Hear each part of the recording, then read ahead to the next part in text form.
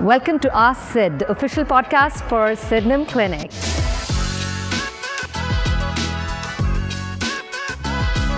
Today I come to you from our flagship location here in Beverly Hills. I am so thrilled to bring different guests onto the podcast so that we can talk more about our 7 pillars of health, and we can go deeper into your genomics, your gut health, your hormones, your sleep, your nutrition, psychology and physiology. So let's bring it on.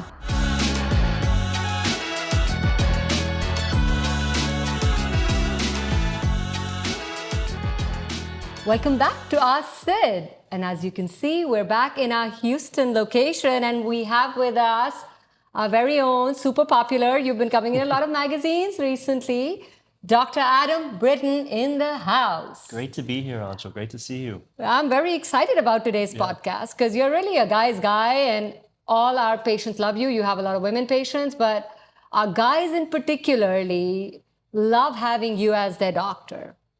Well, it's great to treat everyone, but certainly the guys, we have that connection, and they come to me for various things. I mean, a lot of it is, low energy, right? Low libido. They have families, right? They have busy careers. They want to try to make it to the gym at 5 a.m. I mean, it's a heavy load to take. And so they come to me for advice, they come to me for information, and they really want to optimize their health. And some may be deficient in hormones. Some may be deficient in NAD, all the things that we deep dive here at Sydenham. So they come to me for answers. They come to me for that life coach. Longevity really is a lifestyle. Absolutely. So it can't just be a New Year's resolution. So they want to come to me for real answers, real changes in their lifestyle that are going to give them optimal health, that are going to optimize their health, their sexuality, their energy levels. Their emotional health is a huge part of this too. So yeah, I love treating my patients, but with the guys it's special because I can understand kind of some of the things they're going through, and we can talk on that more intimate level. Not that I can't do that with my female patients, but certainly being a guy's guy, as you put it, it's nice to have my male patients present with certain things they want to improve on, and being able to help them through that.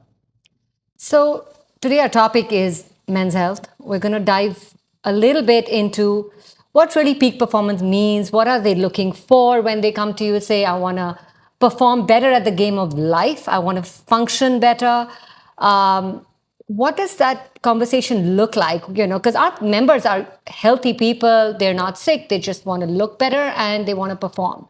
Well, there's different levels of health too. I've got a certain number of patients who their VO2 max will be at a much higher level than some of my other patients. So you have to know kind of where the starting point is. But they want to really optimize their life based on these lifestyle changes. And exercise and emotional health, I call them the 2 E's, E squared, are right there at the top. And a lot of men suffer from poor emotional health. They don't like to talk about it because it's a sensitive area, just like kind of sexual health is a kind of a sensitive area.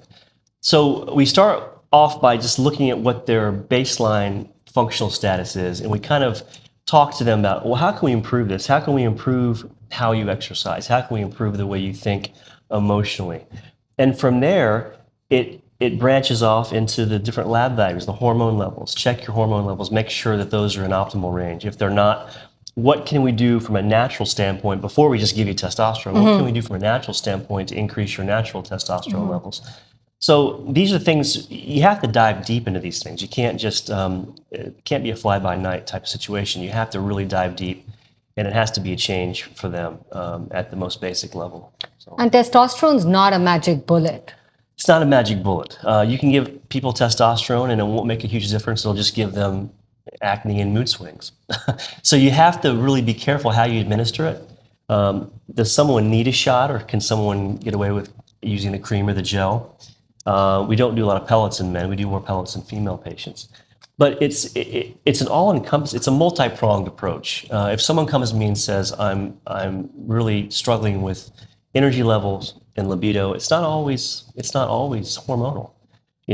Again, it can be other things deeper down beneath the surface. So you have to dig that stuff up and find out what the root cause is. Yeah, and that is the Sydenham approach. And I really feel bad when I see a lot of these testosterone clinics popping up, and so many men are misguided. And somehow, they have vested interest. Here at Sydenham, we're not upselling anything, We're not right? selling We're not any trying supplements. We're not selling any testosterone. We're selling healthy longevity, healthy lifestyle, optimizing your health. That's what we're selling. And I give 100% to my patients. And for that reason, I really focus on the dosages, the exact values I want them to end up at, the goal, the ranges. So it really involves a lot of different things. So we have to, it's a patient by patient basis. It's different for every patient. So in terms of exercise, for instance, certain male patients, they could climb 6 flights of stairs and reach their VO2 max in terms of heart rate, lactate release. You talk about zone 3, zone 4 level training. Some people, they'd have to climb 12 flights of stairs in 2 minutes to get there. So it's different for different people. But if you don't hit those levels of exercise, you're really not getting that cell turnover, that autophagy, those things that are really going to make you live longer and live healthier longer. So you have to be able to reach those goals, depending on where your level is, to get that benefit. And so it's very specific. It can't just be tell your patients go exercise. They don't know what that means. You see patients not patients necessarily, but you see people at the gym on their phones and they're checking Instagram. They're not really doing what they need to do at a certain level for long enough to get the benefit. So here we kind of know what to tell you to what level to get that benefit for living longer, living healthier. And when you talk about exercise, exercise affects your cardiovascular health as well. There is cardiovascular exercise, and then there is strength training. Right. Can you allude to some of the recommendations you give and how you incorporate that? Because both need to be looked at. Yeah, and that's a great question, because a lot of times people will present with things like, in terms of men's sexual health, erectile dysfunction. That's often the first sign of cardiovascular health issues, because it's all about blood flow. And if you decrease blood flow to the heart in certain areas, you're probably having some blockages or decreased blood flow to the men's private area, leading to less sustainability of erections and things like that. So these are important things to know when someone presents with that information.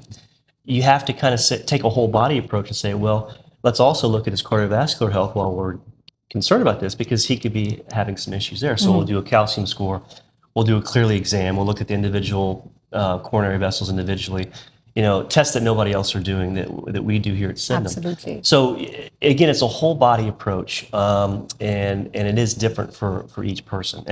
And a great example on another men's health issue is prostate health, obviously. Right. So you can't just go by the PSA value. Now, if you look at the recommendations from the Urologic Association, there really aren't any except PSA, and they really give that discretion to the practitioner.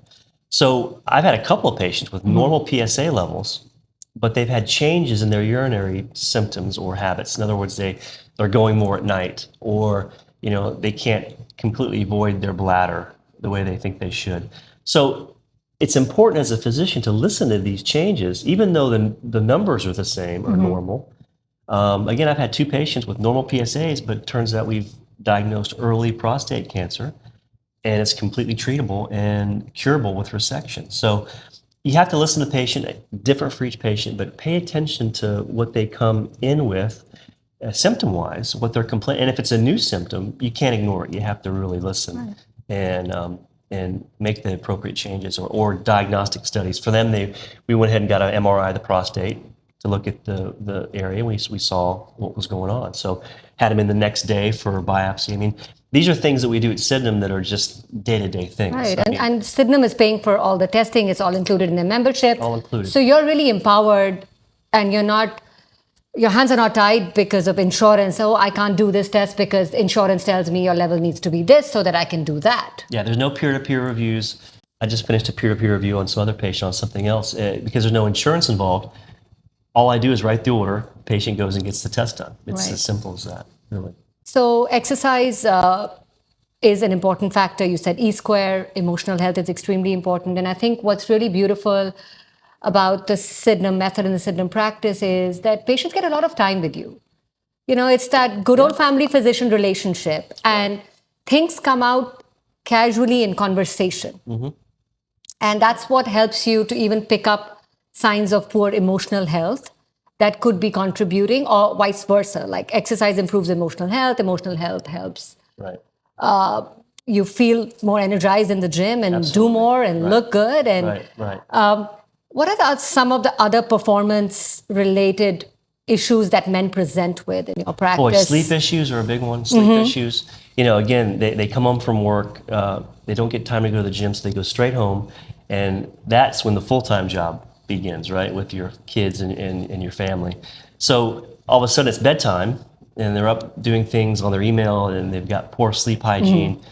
They're not falling asleep till 12, 1 o'clock in the morning. They're getting back up at 5, trying to exercise, getting inappropriate exercise because they've got to rush back to work. So what is inappropriate exercise? well, rushing it through, not getting to that zone 3, zone 4 level where you're really releasing the lactate, you're really getting the heart rate up to a certain level for a certain amount of time, or doing a shorter interval of high intensity VO2 max type training. So again, just having a gym membership isn't exercising. And I make this analogy all the time. I see people come to my gym, they get the tour, they get the fancy tour of all the nice equipment and stuff, but they come in work clothes and they don't bring a change of clothes, right, to change into to work out that day. Yeah. I never see those people again. But that's just how it works. So you have to have the mindset to do it and to make it a lifestyle thing. But sleep is a huge thing. Nutrition is a huge thing. Should I go on a keto diet? How is that going to help me lose weight? Is that going to help me decrease my visceral fat?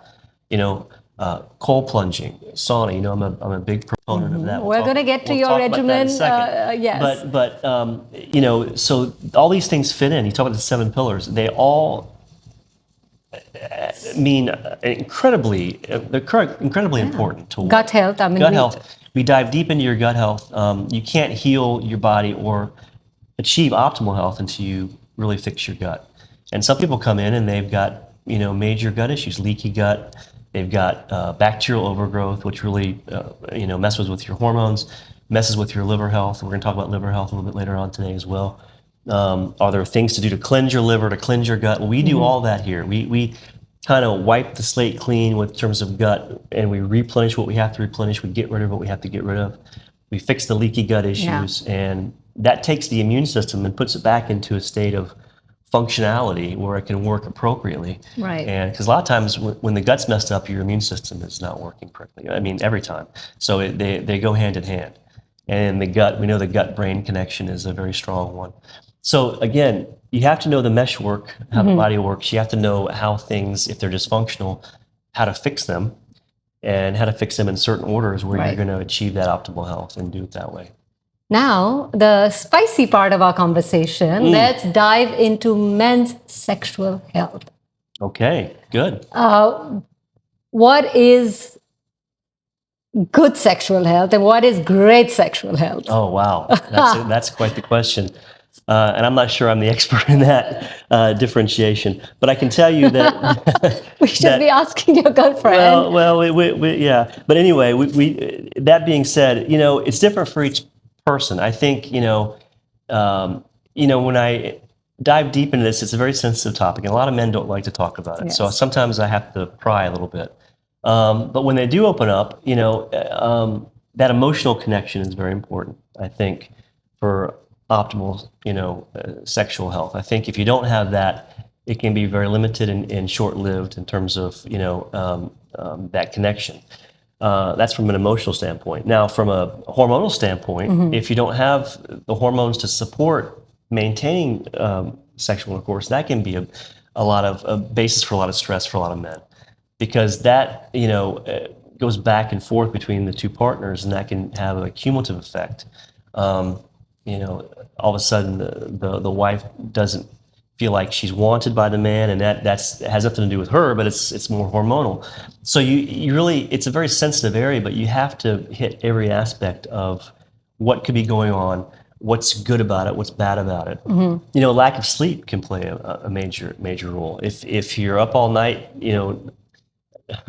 trying to achieve the sexual part of the relationship, it could really have a negative impact on your sleep, and that could have disastrous effects for your health. Increased cortisol, increased blood pressure, increased irritability, And that in turn can have a negative impact on your relationship too. So, you have to find that balance. There has to be a balance, and I think that's important. There's no right answer for each family or each couple, but it has to be something that's balanced and something that's really adhered to by both sides, because it does take two to tango, as they say, and no more relevant topic than this to discuss that. But communication is key too, and that's important. But yeah. But we had Dr. Mohit Khera on one of our podcasts earlier, and he mentioned that 50% of 50-year-old men have erectile dysfunction, 60% of 60-year-olds, 70% of 70-year-olds, 80% of 80-year-olds, 90% of 90-year-olds. Right.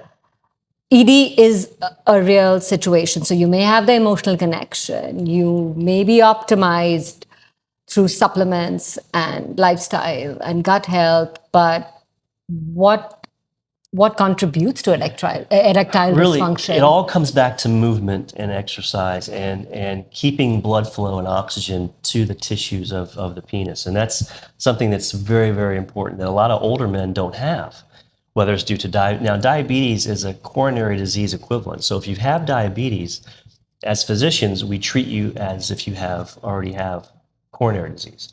And if you have blockages in your heart arteries, you're going to have blockages in other arteries, cerebral arteries, brain arteries, and the arteries that supply oxygen and blood to the penis. So they go hand in hand. So really focusing on optimizing metabolic health is important through exercise, through diet. A ketogenic diet is great because you train the body to burn fat over carbs. And if you've got fat deposits and blockages in some of those small arteries leading to the penis, necessary to maintain an erection, maintain the necessities for sexual intercourse, you have to have good flowing arteries. You have to have good blood flow. Now, some diabetics will have neurologic issues, but mainly it's blood flow issues to that part of the body. So optimizing metabolic health, exercise, all goes into it to optimize that blood flow. Now, that's why some of these ED drugs work so well in some people, because they open up those arteries, they dilate those arteries, and they increase the blood flow to that part of the body. So that's the quick fix. That's not what we like to kind of preach here at Sydenham. We like to get to the root cause and fix the root cause and stay away from medications if we can. Those are good short-term options, but really at the end of the day, it's all about metabolic health. It's all about increasing blood flow to that area through movement, through, if it's just moderate exercise, that's fine. They always say, use it or lose it sometimes, and that's not untrue. The more times you maintain an erection, the more blood flow, and you get better flow through those arteries, and that's going to help with future erections and future sexual intercourse. So that being said, all those things go into it. Yeah. So sexual longevity is something that our members are trying to achieve, because they are performing very well in most areas of their life, and intimacy with their partner is important to them, and they are seeking that sort of longevity.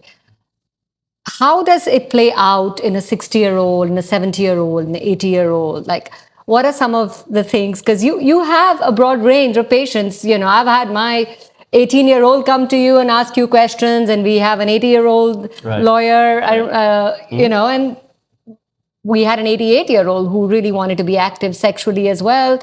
Yeah. He was Dr. Rice's patient. So, sometimes people are embarrassed, and people say, oh, it's normal with age. What are your experiences around this? I think you can't lose that creativity, that excitement. I think travel is a big way that people really get away and kind of get out of their usual routine. I think when you get into a certain routine, it can become kind of monotonous and kind of, it can become kind of like not a chore, but kind of just an everyday thing. I think keeping it interesting, travel is always important to our patients a lot of times. Just keeping it interesting and spicing it up however you can. But it really comes back to the emotional connection. If you don't have that emotional connection with your partner, it really kind of is unsustainable in terms of that longevity of. So do you think boredom could be one of the reasons why sexual wellness and intimacy declines with age? I think so. And again, I think if the man's having problems with his functionality in that area, I think it can have a snowball effect. The woman thinks, or the man, or his partner, I should say, thinks it's something wrong with him or her, and it's not. But they just assume that, and that negative energy feeds back on the other partner, right? And it can just have a cumulative effect. So right. I think that, again, So how old is too old to have sex? No, you're never too old, and never too old. And I want to reiterate, I'm no expert on this. Right, topic, but I mean, just from your patients that talk to you about it. Certainly, I think that I think that you hit the nail on the head. I think keep it exciting, keep it interesting. You don't want to make it seem like the boredom kind of sneaks in. You have to be really emotionally into your partner. Is it an indicator of longevity? I think sexual health certainly is, because when it comes down to physiology of sexual performance, it's all about blood flow. It's all about oxygen delivery. It's all about decreased inflammation, and the sleep, the nutrition we talk about, the exercise, all the 7 pillars we discuss here, all fight that inflammation and keep that inflammation at a certain level that prevents negative aspects of sexual health from creeping in as you get older. Now remember, aging is a chronic disease. I see aging as a chronic disease. So if we treat it that way, we can apply my theory to longevity, which is maximize new cell repair, new cell turnover, things that we'll discuss in a second, I'm sure, through my regimen. Yes, we're getting to it. And minimizing the inflammation, keeping that iceberg. I use the iceberg analogy. All icebergs are beneath the surface, and they also can go above the surface. Everything beneath the surface is normal levels of inflammation. People don't realize that we need that level to survive. Once that level, the rate of inflammation increases, that iceberg breaches the water, and that iceberg above the surface are your symptoms. Is the erectile dysfunction? Is the depression from not being able to perform in bed? Things like that. So we want to keep that iceberg beneath the surface, and by decreasing the level of inflammation, we can do it through lifestyle, through certain supplements, keeping the mitochondrial health healthy. So we look at all these things at Sydenham on a basic cellular level. Right. Now, talking about lifestyle, we're going to dive into not your sexual lifestyle, but your peak performance. How much time do we have? But peak performance. I mean, you are a physician, you're a longevity physician. You really value yourself. Well, and you take care of yourself. Probably too much, but. Which is a good thing. But I don't have a family. Now, let me. There's a caveat to this. I have got no kids. I've got, I've got dogs, as you know. So it's easier for me to be at the gym till 8 o'clock at night, or be in the cold plunge in the mornings. And, I'm here at work during the week, of course, but I've got a lot more flexibility. So I understand that. And when I talk to my male patients who have families and, busy jobs, I understand that it's not easy. So I just wanted to put that out ahead of time, because I didn't want you to think that it's an easy thing to do these kinds of things. It's very hard. More about the consistency. It is consistency, well, right? Right. So what do you do? Well, it's pretty regimented, and my family can attest this, because when I go home and visit my family and I'm not able to do these things, I can get a little grumpy after the 3rd or 4th day, because I'm out of my routine. So my routine is, during the week, I'm here at work, I don't do much in the morning. I'm not a morning person, but I'll do my keto shake in the morning. I adhere to a pretty strict keto diet. So I usually eat less than 25 grams of carbs during the week. Now on the weekends, I'll cheat for a meal or two, but during the week, I'm pretty strict with that 25 grams and less of carbs. That makes my body burn fat, right, over carbohydrates. And it's very good for brain health. As you know, I've got some predispositions to dementia, so I want to maintain my brain health. How did you know that? We did our genetic profile here tells us that. The one we do here at Sydenham. It's a very deep dive. It tells us 800 different types of things we're predisposed to. So I'll do my keto shake, which is a bunch of protein, 50, 60 grams of protein, a lot of fat, 40 grams of fat, only 2 grams of carbs. So when I come to work until I eat a late lunch, I only have 2 grams of carbs. So for lunch, I'll do a salmon fillet, 8-ounce, 10-ounce salmon fillet on a bed of lettuce or something to that effect. I'll redo the keto shake before my workout, and I'll go to the gym after work. And that's Monday through Thursday. Friday is my only day off. I still get my steps in. If I'm not seeing a patient, I will either walk the dogs or walk across the street to the high school and walk the stairs, get my 10,000 steps in. So I'm never sitting down for very long unless I've got a patient in front of me.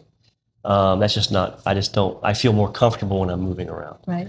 So Friday's a day off. I still do my usual diet. Now on the weekends, I may cheat with a pasta meal or something, or a gluten-free pizza or something like that. But that's once a week. Maybe some fajitas at El Tiempo or something. Corn tortillas, not flour. But weekends, but Friday, Saturday, Sunday, Monday, as you know, I do the infrared sauna and red light and cold plunge. I try to get all my patients to do this. Huge medical benefits. We talk about blood flow. Right. Tremendous improvements in blood flow. When the body heats up to a certain temperature, you get a massive dilation of those arteries, and that increases blood flow everywhere to the body, brain, muscles, men's private area, everywhere. So that in and of itself increases blood flow. And in the cold plunge, what that does is increases parasympathetic neurologic tone, which is also involved a lot between sympathetic and parasympathetic, also sexual health. So resetting the vagus nerve helps your emotional health, and that in turn helps your sexual health because the emotional health is so much better. You're so much more relaxed. A lot of sexual anxiety is either from premature ejaculation or erectile dysfunction. If you take away that with vagal nerve stimulation with the cold plunge, you kind of go into it with a very even keel attitude, and those things tend to improve dramatically. So how often do you do the sauna? Do you also do a traditional sauna along with the infrared? I do infrared and red light at the same time. So they've got a red light strip on the infrared, which is, so you're getting double the energy, deeper penetration for the cell repair. I'll do that for 45 minutes, and then I'll get in the cold plunge, 40 degrees or so, for 10 to 12 minutes. Wow. And I'll do that 4 days a week religiously, non-negotiable, Friday through Monday. And again, it's easier for me. Yes. But all my patients that do it have tremendous benefit. And once they do it, they don't stop doing it. They keep doing it. So. Well, that's really an athlete's regimen that you follow. Thank you so much for sharing that. You didn't really get into your hydrogen water. Are you still in that phase, or has that phased out? I still do that with my morning supplements. But that, there's so many things that go into it that you're just kind of optimizing yourself. Right. But you have to know what really is based in science and what's not based in science. And that's kind of what we're here to help you decipher and kind of sift through. Right. And I know you also personalize the supplement regime for all our members. So I won't get into what supplements you have because one size does not fit all. That's right. But our next section, which is hot or not, is going to be very interesting. And I'm going to do a rapid fire round quickly to ask you. Pressure's on here. The pressure is on. So Dr. Brittain, what do you think about peptides for performance and recovery? I think hot for certain things. For orthopedic injuries and repair, I think that the evidence is very strong for that. For longevity, we just don't know yet. It makes a lot of people feel better, but feeling is a subjective thing. So I say hot for now. Great. Supplements to increase sperm count. I think hot, because if you think about a sperm, it's just like any other cell in your body. So if you increase the longevity of your cellular health through mitochondrial supplements or whatever, you're increasing sperm health as well. Over-the-counter male enhancement pills. There are no one-hit wonders. Not hot. It's not backed by science. A lot of it's driven by financial gain. People are desperate for answers, so they jump on the bandwagon thinking it's going to help, and sometimes it can have negative effects. So no. Cold plunges for testosterone boost. Not for testosterone boost, but like I said, for that vagal nerve stimulation. So not for testosterone boost necessarily, but for other things that can help sexual health, like vagal nerve stimulation, improved emotional health, decreased depression and anxiety, play a huge role in optimizing your sexual health. So for that, yes, but for testosterone improvements in sperm count, no. What about red light therapy for testosterone? Yes, absolutely, because increased blood flow, like I talked about earlier, wherever you have increased blood flow, you have increased oxygen delivery. That's going to increase your sperm counts and the health of your sperm as well. High protein diets for men's health, hot or not? Hot, I think hot for sure. Like I said, if you go on a keto-based diet, carbohydrates are very, very inflammatory. So wherever you have inflammation, you're going to have disruption in function.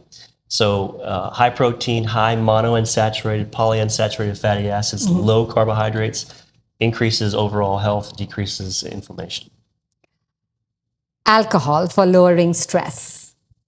I would say not. There are some good things in red wine, but I would never condone red wine consumption, especially when we have our liver specialist coming later on today. So I say not for that particular purpose. I say any amount of alcohol puts some stress on the liver, so we don't want that to happen. So no one drink a night to lower your stress? I would say no. A lot of my patients do that. It seems to help. I'm not going to get in the way of their bedtime routines. If it's part of their sleep hygiene and helps them sleep, I don't have a big problem with it, but I say, if I have to say hot or not, I'm going to say not. Not.